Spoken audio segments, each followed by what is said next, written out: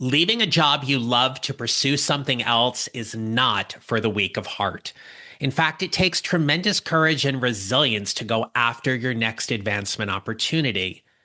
So I'm sure you can imagine how my curiosity was piqued while watching our local ABC affiliate earlier this year. I was surprised and curious as to why my guest would leave her position in TV news to pursue a career reporting on AI and tech. See, I met today's guest in 2018 at a Wheel of Fortune contestant audition. Lindsey Mastis was covering the event for our local ABC affiliate, WJLA, and I introduced myself to her during the event and thanked her for her work as a journalist. Fast forward to a few months ago when I sent a connection request to Lindsey on LinkedIn, and here's what I wrote. Hi, Lindsey. We met a few years ago at a Wheel of Fortune event in Virginia, and I remember you from WJLA. Professionally, I'd like to connect and see if you would be interested in speaking about AI and mid-career on my podcast, The Mid-Career GPS. Sincerely, John.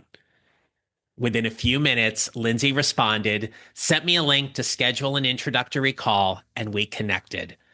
I have truly enjoyed hearing her career story and learning from her about what's happening in AI and tech and how it's impacting the way we work and live. And you'll hear that in today's interview. In this episode, you will hear Lindsey Mastis's powerful career story and what led her to step out of TV news to go out on her own. You'll hear her mindset and thought process about what it took to make that career change and why you should be curious about where AI is heading and what it means for us personally and professionally. Let's get started.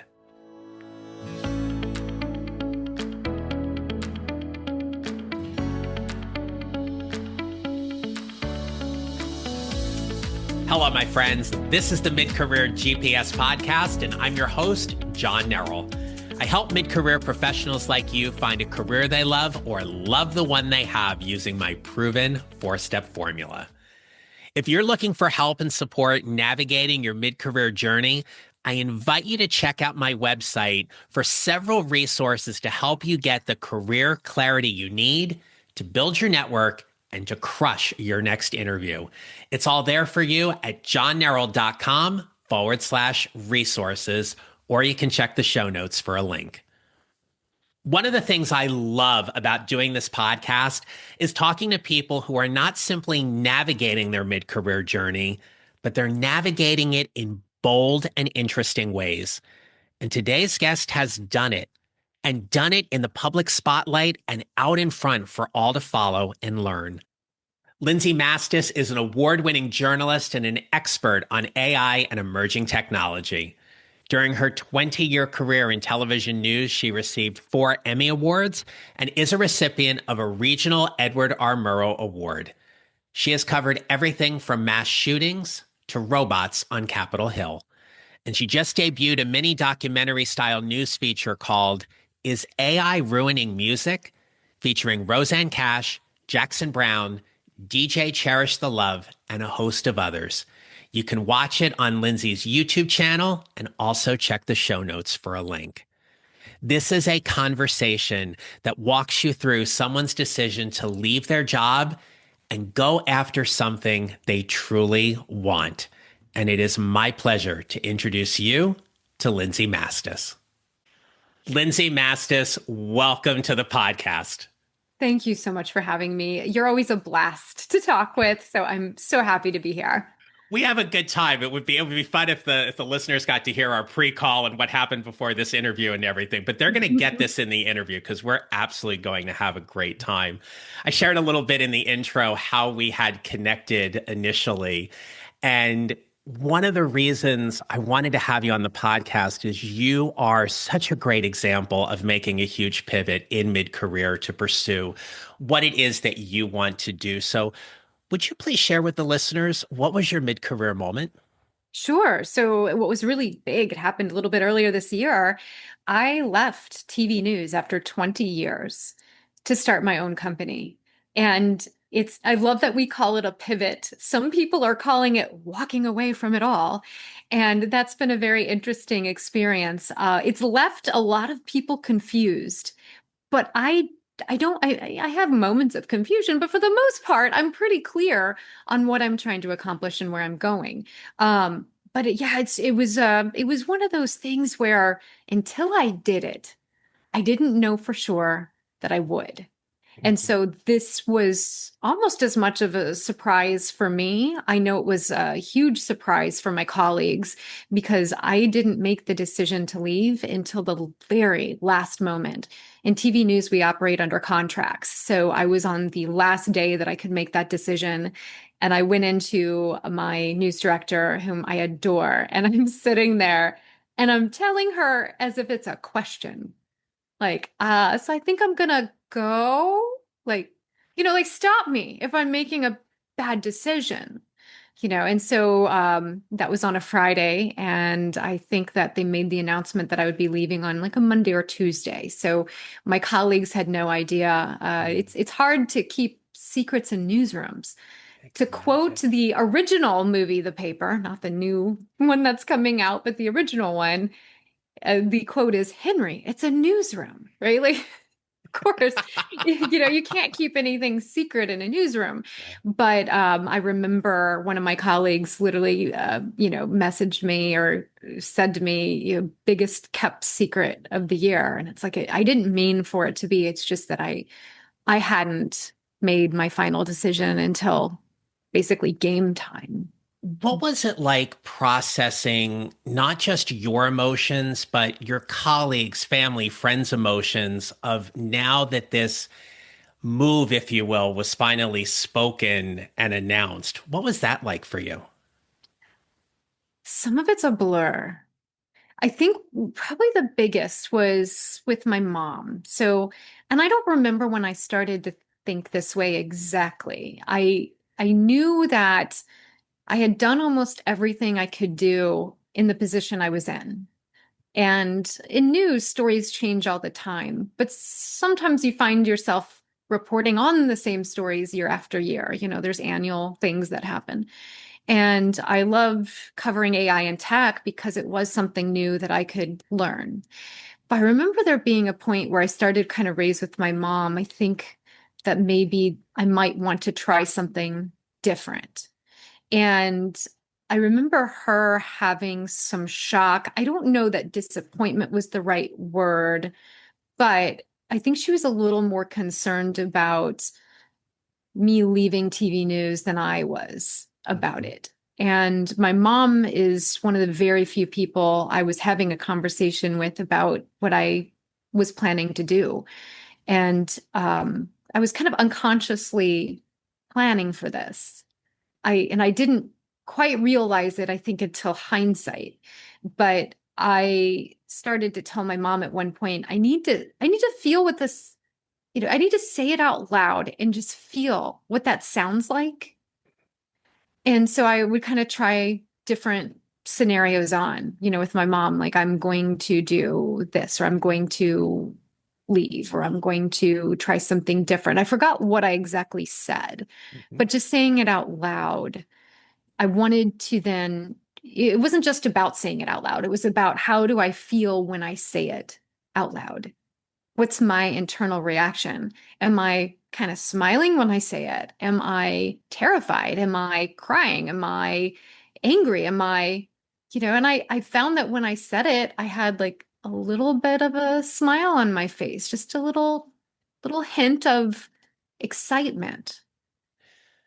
Can you share more with us about some of the things you found yourself doing or saying that indicated you were thinking more seriously about leaving your job in TV news? For the past 6 years, I've been waking up at 2 in the morning and driving to work and doing hours of live news, which I love. But I also had these other projects going on. And out of everything that I did, I was loving AI and tech. And I was trying to find if there was like a pathway where I could be doing that more on a full-time basis and not having to wake up at 2 in the morning. And unfortunately, like, I mean, I could have probably stayed in that job forever, but forever at 2 in the morning. or another odd shift. And my body was really screaming at me that it couldn't do it anymore. And now if I'm up at 2 in the morning, it's because I stayed up late or am going to catch a plane to a really cool place. Yeah. But for the most part, I needed to put my health first. And I never make a decision based on one factor. So there were a lot of things, but that one was a very big one. And now that I've made this pivot, getting sleep is really important. And when I look back on this time, I realize that I was preparing myself, even though I didn't know it. I had been creating my own at-home studio, which didn't really set off any alarm bells for me because I love what I do so much that even when I'm on vacation, I do stand-ups, which is when the reporter's in front of the camera and like they didn't go anywhere, but pretty much every vacation we've been on, I've had some type of like idea in my head where I want to report on this. But I started to like get all these materials at home. And then if you think about, there was, I guess, like a study done or something, and they said that like if you're talking to somebody, if you look down at your feet or their feet, and your feet are like facing the door, one of you wants out of that conversation, right? It's like wherever your feet are pointing is kind of where you actually want to go. So if your feet are like facing the person you're talking to, you're really engaged in that conversation. If you take a glance down and their feet are not, you might be the only one engaged in that conversation. Mhm. So I kind of look back and realize I was doing these things to kind of prepare myself. It's like my feet were almost like facing the door and I didn't know it. Yeah. And then when the time came, I made a game day decision. So many times on this podcast, I'll talk about, or my guests will come on and talk about that there's this moment of clarity that they have in terms of making their decision. Mm. And when people go through a career change or pivot, if you will, especially if they're moving away from something that they've known for 20 years like yourself, that clarity piece often takes many different shapes, especially as you move through, if you will, the next or the first year after making that move. Mhm. Given that you made your announcement in January and we're almost at the end of 2025. It's kind of scary to say because we're going to be at the middle to end of October when this drops. What would you say are some of the things that you have learned about navigating this career transition that has surprised you in some ways? Oh, a lot of it has surprised me. I wasn't as prepared as I thought I was. I thought that I had all the skill set I needed for the next chapter. I thought that I had a roadmap. I thought that my first business plan was, all I had to worry about. I think I've written four at this point. Because I just kind of shift and change as I go along. But what I realized is that I had some additional skill set to learn.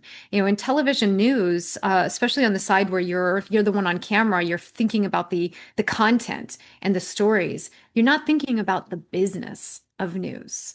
And here I am with my own company for the first time having to think about the business of news.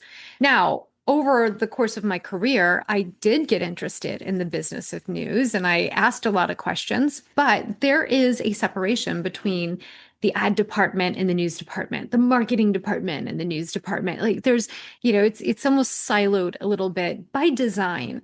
And that's so that editorial to have that editorial control, like we maintain that control over the stories we plan to cover. We don't have advertisement involvement in that, unless it's sponsored content, but journalists don't do sponsored content. So, it's just fascinating because here I am thinking to myself, I've got it down, and then realized, oh, wait, I had asked questions, but until I was in this position, I didn't know I had to ask this or that. So I luckily have been able to go through two different training courses that have taught me some of the additional skill set that I need. And of course, I'm someone who loves to learn. So I have like a list that's a mile long on this is what else I need to learn. And I have to remind myself that that should be throughout my lifetime, not this week, right? You can only learn so much day by day. So it's really been an interesting an interesting year so far. I mean, the year's not over. In my head, I'm already planning for 2026. But I also realize that at any moment, some amazing opportunity might pop up and I might say, oh, this works great with what I'm doing with my company. You know, let's make magic happen. Let's partner up. Let's try this. So I'm very open to that as well. But it's, I gotta say, what I thought it was going to be like this year is not what it was. And I think that because I went into this with some flexibility and some open mindedness, it was fine. But I think if I had like a concrete plan that I wasn't willing to budge on, I don't know that I would feel the way I feel today. And I feel pretty good today. Yeah. Well, having followed you for a while, especially following you this past year on social media and seeing you at events and at conferences and speaking and putting more content out there, it definitely seems that you come across with a lot of competence and confidence in terms of what you're putting out there. At the same time, having this fervor for learning and being like, what else can I share with everybody? What else can I pick up and share? So it's appreciated without question. Thank you. I love to Yeah. bring people along for the ride. So Yeah. anytime I'm learning like a new AI skill, for example, I'm sort of like you, right? I'm the viewer. Mhm. And when you watch, you're coming along with me, right? We're doing this together. So I might be going through all the steps to learn a new skill, but really you're going through it with me and you can learn just as much as I'm learning. And I think you can see too sometimes in what I put out, I show my mistakes. I show my failures. I crashed a Black Hawk helicopter simulation. I need to point out that it was a simulation multiple times in VR, and I thought I was going to be good at it because I used to go up in one of our news choppers and actually handle the camera. So I thought I'd be pretty good at controls. I thought I'd be really great in that scenario. And I mean, there was no way around it. I was like, most of this piece is going to be me crashing. How do I bring the viewers along so that they're still learning about what this technology can do while also not ignoring the blatant fact that I keep landing the thing on its side, and it was fascinating to me to kind of get to the point where after I was done shooting it and I'm sitting there and putting it together and I'm like, how much of this do I show? And I'm like, well, you know what? If I don't show how difficult some of this is, then I don't think that people who are kind of interested in AI but afraid to dive in, they may think, oh, I'll never be able to do that. Well, guess what? I'm not really able to do it either, but I'm figuring it out and we are learning together and we're seeing success. And I think that's really important to show. And when you talk about like a career pivot, it's really important too to let everyone know, it's not like a straight line. Mhm. It's not like, oh, I had a plan, I followed it, and at the end was success or a pot of gold. It's more like, oh, I didn't think of this before. Yeah, I think I want to do this. Or in some cases, it's like, I thought I wanted to do this, but I'm not having fun when I try this out. Maybe I want to go in a different direction and just listening to myself, Mhm. right? Like I don't really have a team the way I used to have a team to bounce these ideas off of, right? A lot of it's me. And ChatGPT has been really good at letting me bounce ideas off of it, but it's also like a cheerleader who's not going to tell you if it's a bad idea. It's like, great idea, go for it. Like, I kind of don't think this is a good idea, ChatGPT. Oh, you're right. You're right. It's like it's constantly telling me I'm right. So that part's a little bit hard, especially with a 20-year background in TV news. I'm used to someone saying, that's a dumb idea. I mean, they don't say it that way, but they mean it that way. And it Mhm. comes across sometime where they're like, no, you're not doing a story on that. Are you crazy? Yeah. And sometimes you push the envelope. You're like, actually, you see the vision and you push through and you have to convince the people around you that this is a great story. So I am my biggest champion and I also have the potential of being my own worst enemy if I don't give myself those checks and balances. So I found that really important while working solo. I appreciate you sharing all of that because for the mid-career professional who's listening, it's so important for them to hear that our paths are not linear, right? They're going to have detours and turns and things like that. And For many who are currently trying to find a new job in this market, they're leaning on some form of AI to help them, be it optimizing their resume, their LinkedIn, helping them with their interview prep, whatever it may be. And I'm so glad you brought up this notion because I've seen it as well, where ChatGPT gets to be the biggest cheerleader and everything's great and wonderful and affirming, and you're like, well, I'm not really sure that might be the best way to handle this part of the resume or this part of the LinkedIn. Right. Um, for people who maybe do not have a strong knowledge of how AI works, or they're using it as a tool that, for the sake of our conversation, let's say, is a little bit more sophisticated than a Google search. Hmm. What could you share with that mid-career job seeker right now who's dabbling a little bit in AI, but not really sure how they could be using it? What would you tell them? Sure. So there's going to be two things I really want to stress. The first thing has to do with letting AI do things for you. And when you're talking about trying to find a new job or career path, I think the last thing you want to do is let AI determine what that path is going to be, and also to be your voice. You need to maintain your voice. And if anything, you need to find your voice again. I think that's really important. I mean, I was lucky in television news to, kind of have some of my personality shine through, but there were a lot of elements of my personality I had to hide because it didn't really fit into the mold of who people expected me to be on screen. So I also have to realize that who I am as my authentic self is what I need to bring to the table in this new chapter. So that's what I really want to stress and urge. It's so easy to go into a ChatGPT, into a Gemini, into a Copilot, into any of those LLMs and say, do it for me. Write my resume for me. Write this cover letter for me. Or what should I say? Right? We're used to taking direction, but when we're asking how we're going to be presented by someone who's not us, anyone but us, we're not coming through as our authentic selves. So I would say it's so important to utilize the technology as a proofreader, as something to maybe how I use it is I'll bounce ideas off of it. I'll say, I've got two ideas. I was planning to put either this in my resume or that in my resume. Should I stress this? Should I stress that? I mean, 20 years of television news and all the places I've lived and adventures and tragedies and all kinds of things that I have covered throughout these 2 decades, it doesn't all fit. And what am I trying to convey, right? So what part of myself do I want to include in this next chapter? And because I focus on AI and tech so much, a lot of the other news stories that I'm really proud of and that are very impressive, they don't really fit into this narrative. So when I use AI, it's just to kind of help me edit a little bit more or to make sure I'm being true to myself of, hey, I'm kind of thinking of not mentioning this. And it'll say, actually, you probably should, right? That's you.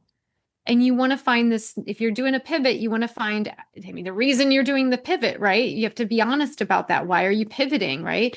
It's because you're ready to be more of yourself.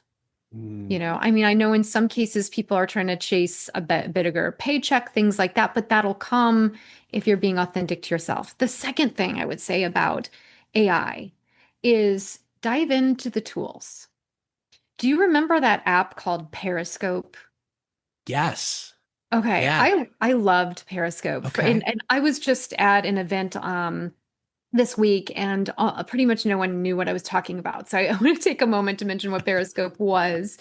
It was an app that did live streaming video to, in the simplest form, live streaming vertical video, which we take for granted now, but it was very new at the time. We weren't seeing, people doing Facebook lives. We didn't have TikTok. We didn't have Insta Live.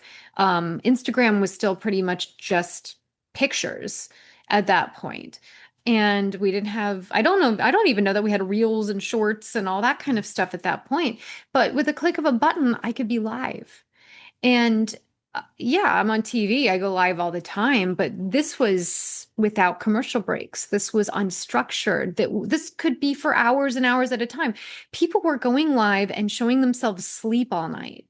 I saw people, I mean, they didn't show anything. They were outside the shower curtain, but they were taking showers while live, just racking up as many likes and hearts as they possibly could, because that's how you interacted with it. And people could comment on it and you could answer their questions. The first time I used it, I showed off my refrigerator. That's what you did on the app. You're like, show us your refrigerator. I don't know if that was supposed to be something else, some other kind of context to that, but people just were showing off their refrigerators at the time.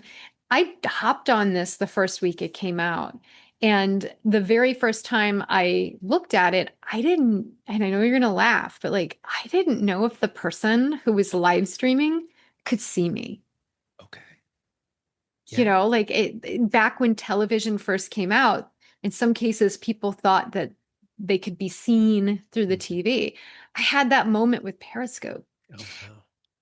I've soon realized they couldn't see me, right? Like I was making sure I was not taking my phone in the bathroom with me or anything like that when I was using this app.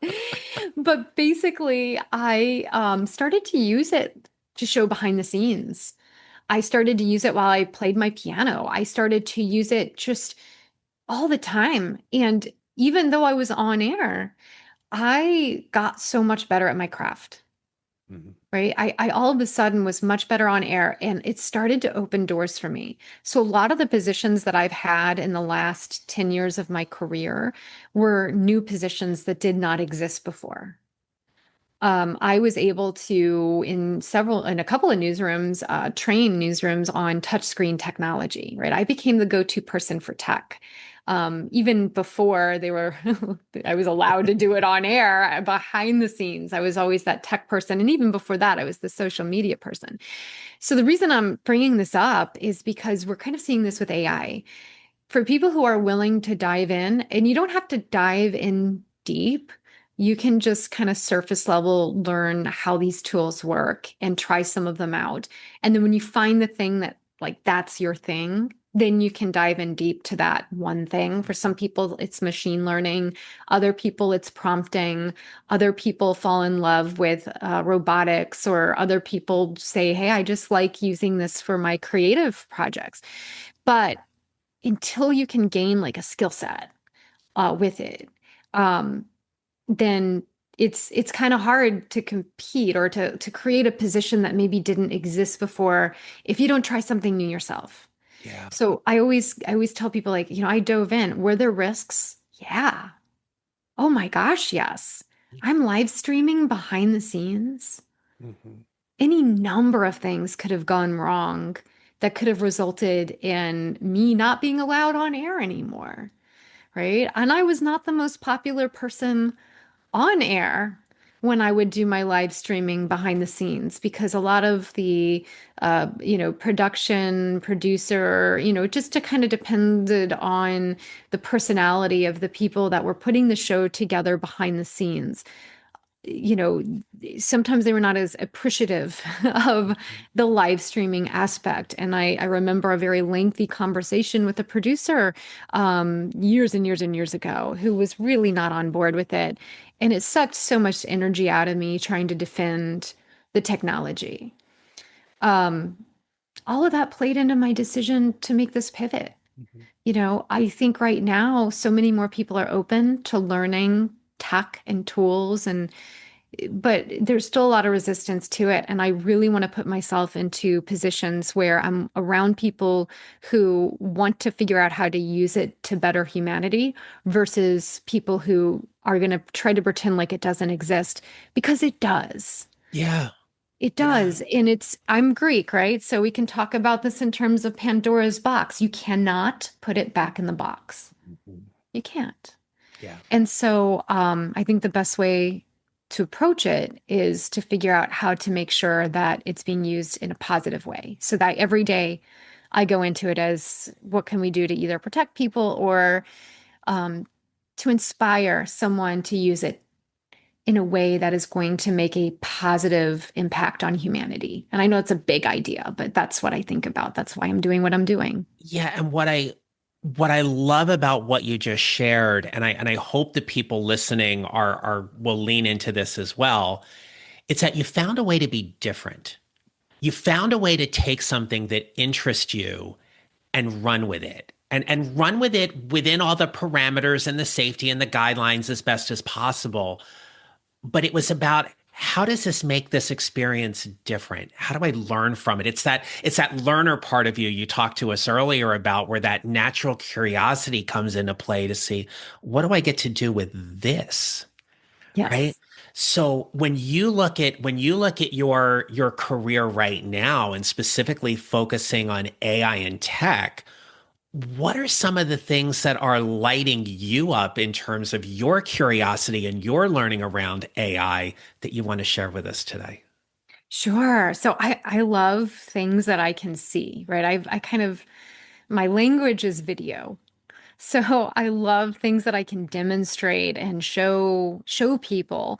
And what I notice is sometimes you have to kind of do something that's an attention getter in order to open that door to learning more about the technology. So one of the things I did recently was turn myself into a robot using something called Nano Banana. Which, and it wasn't just this one AI program. It was like Nano Banana with VO3 with 11 labs. Like, so in just doing that one video, I am improving my skill set in three different AI areas. The audio area, the video area, the prompting area. So for me, that was really fun and intriguing. I also did a video where I turned myself into like an AI anchor using VO3. I'm sorry, VO3. I always want to say VEO because I was trying to learn Spanish for so long. And every time I see that word, my Spanish comes out. VO3, which is a Google product. And yeah, it was just so interesting to me to kind of see. I fed it a picture of myself, and in some cases it looked like me, and in some cases it didn't. And it's such a mystery sometimes as to why one prompt works great and the next prompt is a dud, right? So it's like trial and error. So I love putting those kinds of stories together. But then I just did a piece of work that I'm so proud of. It's called Is AI Ruining Music? And it was not something I had planned on putting together in this way. I went to the largest music conference in the United States earlier this year. I spent 3 days. The conference is called NAMM, which is focused on music merchants out in LA or Anaheim area. And I was able to interview Rosanne Cash and Jackson Browne and DJ CherishtheLuv, who's a friend of mine, and Kim Bullard, who's the keyboardist for the Elton John band, and a lot of other people, as well as companies. And what was so interesting is when I walked into this convention hall, I didn't see the words AI anywhere. Mm. And I'd just gotten back from CES, the Consumer Electronics Show in Las Vegas, like a week and a half before. And so there, AI is everywhere. Like they're putting AI in like washing machines, like it's everywhere. And I was like, well, why? Like, what's going on? How come I don't see it being used in these music companies? I'm asking them, are you including this in your design? I think I even gave a few people some ideas. I'm like, had you thought about using it this way? Oh, no, that's a good idea, right? So Mhm. very fascinating, but it's a bad word in the music industry, right? Because right now we're seeing AI that can generate a song in a matter of seconds. I write music. I love writing music. I've written over 250 songs.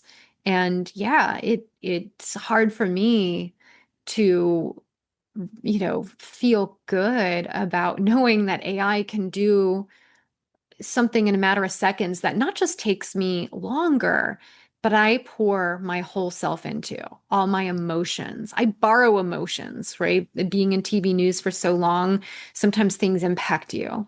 And the emotions you feel are based on someone else's tragedy. And songwriting has always been how I've kind of worked through that. So I just became really intrigued. And I ended up I was just going to do like a little segment on like, is AI ruining music? And I started asking people this question right away. And when I got done with everything and I started putting together like smaller pieces where I was just going to highlight technology. And I'm like, this is just not having the impact that I was hoping it would have. And I just sat down. I'm like, I think I'm going to make this into like a documentary style news feature. So it's still like my news that I do, my independent journalism, but let's make this coming from a different angle, a more like ethics discussion type of angle. And I learned a lot from doing it. And I just put it out of like a little over a week ago, had great reception. And I just feel so proud about it because I mean, think about the definition of a journalist, right? Journaling, journalist, you kind of snapshot a moment of time. And this is something that we can always go back and look at and say, okay, well, how are things today? Like 10 years from now, we can look back at this and see what people's concerns were. Did that come to fruition or what happened? And also to be thinking about these big ideas as we move forward. Because a lot of like your audience is thinking of pivoting, right? There's a lot of creative people who haven't been able to do their music or their art or their writing because a normal job that we're told we're supposed to be in might have taken up all that time and bandwidth. So as we kind of go into this new chapter, how do we want to present ourselves in the world? Are we going to be going back to that creative part of ourselves? And if so, does AI allow us to be successful? Or has it replaced something that we wished we would have done earlier? That's such a great point because for that mid-career professional, they're hearing the term AI and it's either bringing up a sense of excitement or it's bringing up a tremendous amount of resentment. And fear. And fear, absolutely. Is it Yeah. going to take away my job? Am I going to be replaced? How am I going to provide if I no longer have a job? Or what do I do? And how do I stay relevant? And all of these things. And to your point, it's already out of the box. We can't put it back in. So now what do we do with it? And Right. how do we learn to live and work with it in a way that is going to be, to your point earlier, reflective of our true authentic selves in how we show up day in and day out to do the work we're meant to do. For those that are not trying it at all, I think once you start to dive in, you'll realize that I don't believe it's really a replacement for us, especially at this stage. I would love it if it could edit video for me. I can do it faster and better. I've tried different AI video editing programs and I appreciate some of what they can do, but it does not always make my job easier. Right. And at the end of the day, when it came down to the um, that mini style documentary feature that I edited that all on my own. And I really didn't use AI for editing. I knew what I wanted and I knew how to make it happen. And I don't think that AI would have been able to do it at this stage. So there's room for humans. I think some of these companies that we're seeing that are trying to replace people with AI, the jobs are just going to shift. You still need a lot of human intellect, um, and human, that so if you're talking about a mid-career pivot, you're bringing a lot of experience to the table.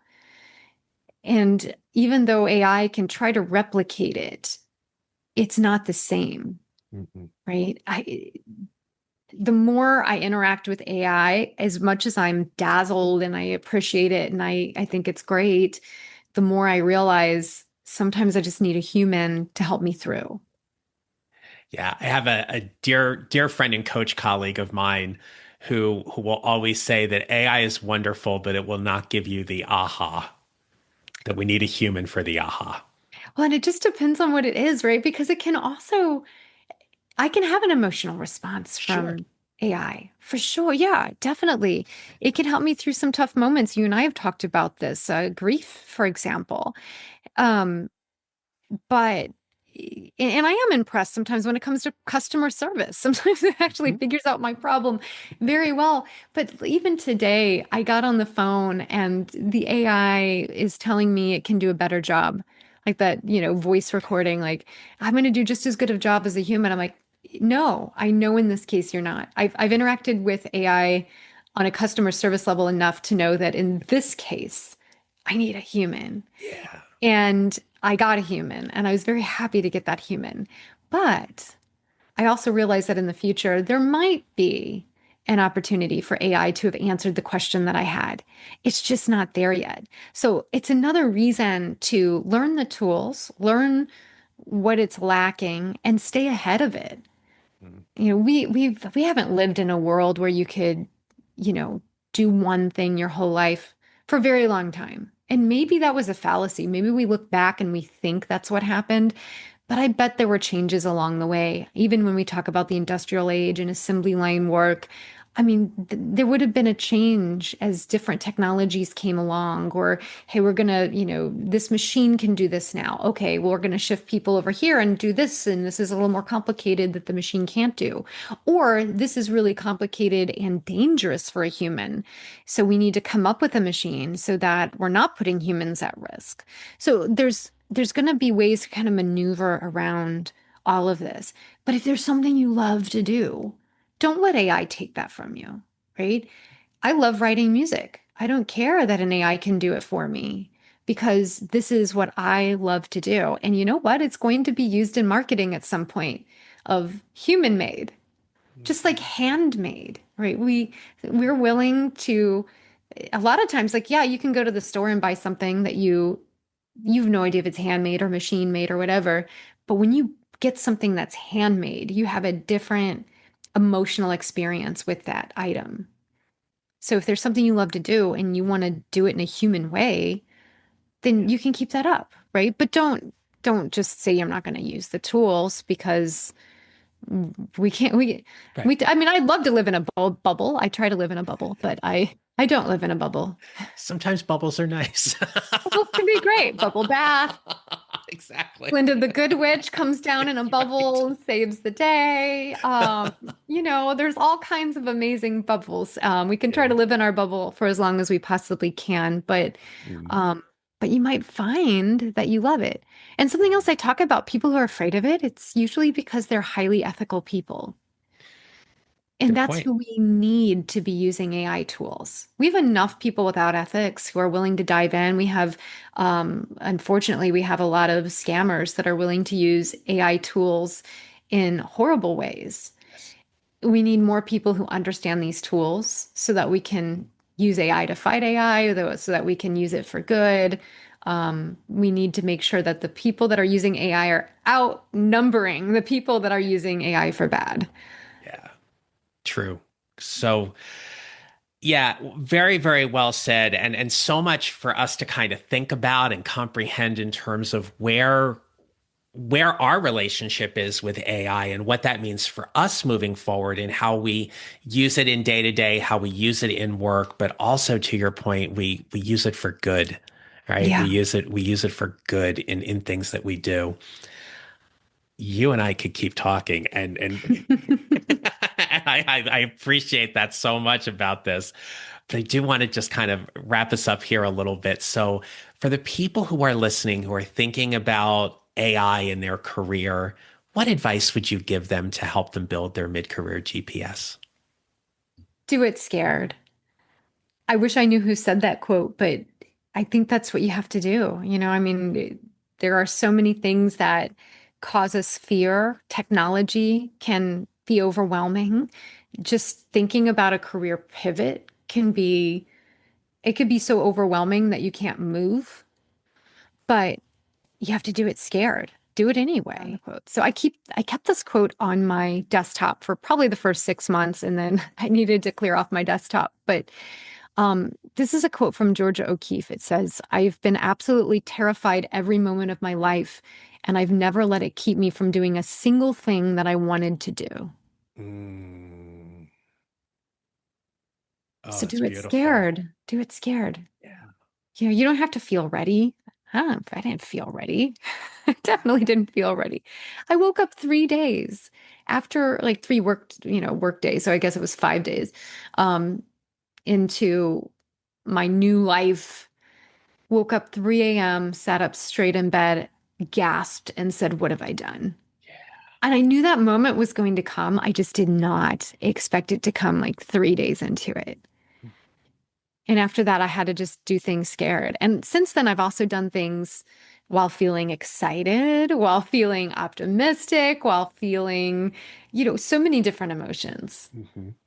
But I can't let the fear keep me from walking out my door and doing something that I do want to do. Yeah.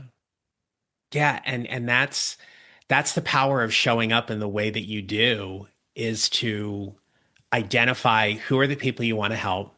What do you want to help them do specifically? And why is that work important to you? And that's such a great component of building that mid-career GPS for you and for everybody who's listening, is to find that destination to where you want to be. And in referencing that quote from Georgia O'Keeffe, do it scared. Yes. Yeah. Lindsey Mastis, thank you so much for sharing your knowledge, your story, your expertise with us.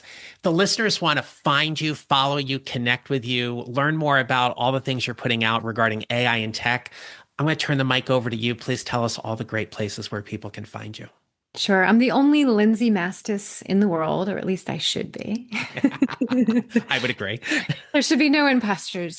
But there's 2 places to find me. I put all of my video work on YouTube. So just look up Lindsey Mastis on YouTube. I've got all my AI videos up there. And then I love to write, and I do a lot of behind the scenes content on my Substack. So again, just look up Lindsey Mastis on Substack. Those are the 2 best places to go. I'm everywhere, but that's where I'm really putting my time and attention. And I would love to connect with you as well. Subscribe to both. There's always an opportunity to leave messages, to chat. I have a chat at the bottom of a lot of my Substacks. Same with like leaving a comment on YouTube. I read those, and I'm always appreciative of seeing where people are and seeing what they're getting out of it, because it's motivation for me to keep going and keep providing this information to everyone. Yeah. I will make sure your YouTube and Substack are in the show notes so people can connect as well. But Lindsey Mastis, thank you again for being such a wonderful guest on the Mid-Career GPS podcast. And thank you for having me. And I love talking to you. So we got to do it again. We have to do this again. Absolutely. Absolutely. Well, my friends, if there's one big takeaway from my conversation with Lindsey, it's this.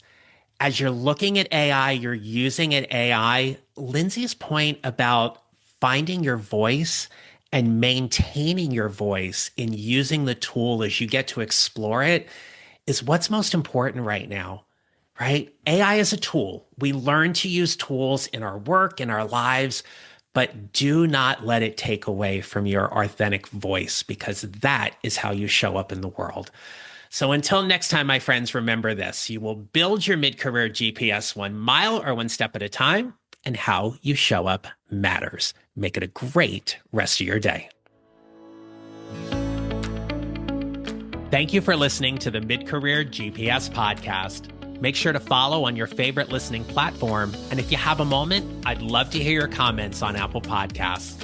Visit johnneral.com for more information about how I can help you build your mid-career GPS, or how I can help you and your organization with your next workshop or public speaking event. And don't forget to connect with me on LinkedIn and follow me on social at John Neral Coaching. I look forward to being back with you next week. Until then, take care, and remember, how we show up matters.